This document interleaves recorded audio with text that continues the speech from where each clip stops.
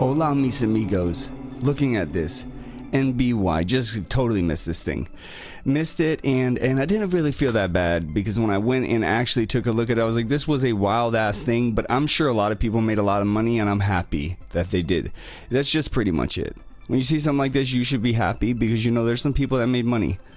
Some people just got a piece of a lucky day. It's like everybody took a little bit home. Not everybody, because obviously some people are getting burned betting against it all the time, but let's just look at it real quick and see that even something as wild as this on the daily chart still followed trend line fundamentals. It's unbelievable that even in this crazy fucking environment where they're trading 41 million shares, you know, what is it? Well, I don't even remember. What's it? 52 now and after hours. Holy shit. Normally 5. Average 10 day. No, that includes it. It's probably like 2. Who knows what it was before today. I'm not even going to try to look, but I do know that's a vastly bigger difference. Looking at this though. Oh, whoops. I keep going back to it. But looking at this, one of the wild things about it is you can look right here on the 1 day and boom. Let's take a snapshot of that. And it's just, there it is, dude. Look at that. Boom. Boom. Look, came to this one this time. Right here. Boom. In the very beginning of the day, people grabbing them cheap because people are just off letting go massive amounts of it and just market selling for being pre-market, of course, where it can be easily manipulated because there's less people involved. And when you're looking at that, things can be manipulated. But there it is for you, coming back to the trend lines all day long. So let's say you're chasing this ridiculous thing because, well, not really chasing it, you're following it and you feel like you're about to chase it because it's just going up and up and up.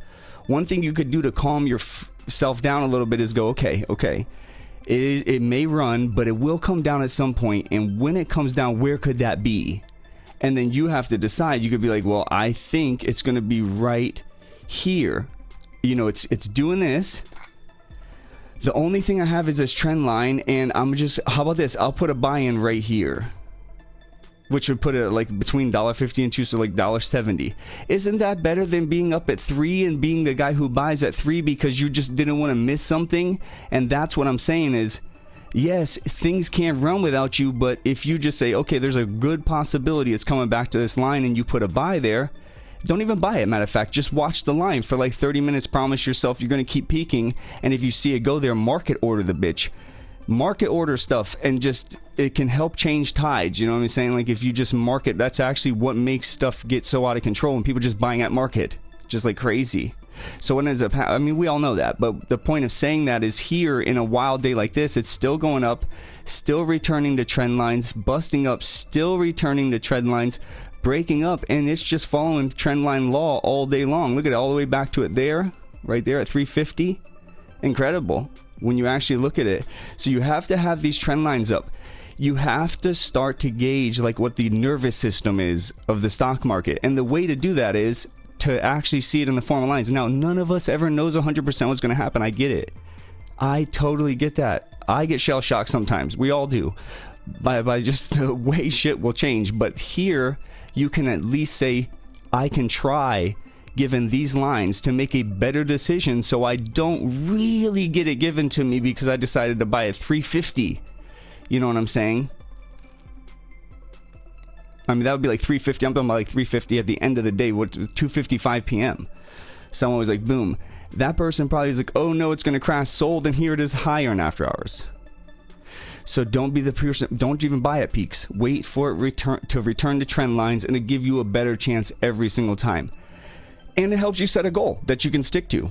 All right, but anyways, that's basic advice for newcomers, man. That would be my best advice for people that are new to stock trading, is at least learn this, because it will give you a way to make goals rather than just guessing if it's the right time. Guessing can be awfully lucky. New people just make like fucking 400% sometimes on accident because they don't know any better, right? They're not looking at things. They're just in there doing it. But after you get past that stage and realize that does work sometimes, but a lot of times you get burnt real bad, then this is a better way to go, because at least it tells you, I can make a plan. There's no more chasing. There's no more guessing. It's a literal, I'm going to do this. If this happens, do it. And have a set thing of I'm out if this happens, and I'm staying if that happens. And I'm telling you, You're never going to time the market or beat it, but what that allows you to do is just be smarter when you enter it. And so that's my advice for new people. All right, peace. Broken.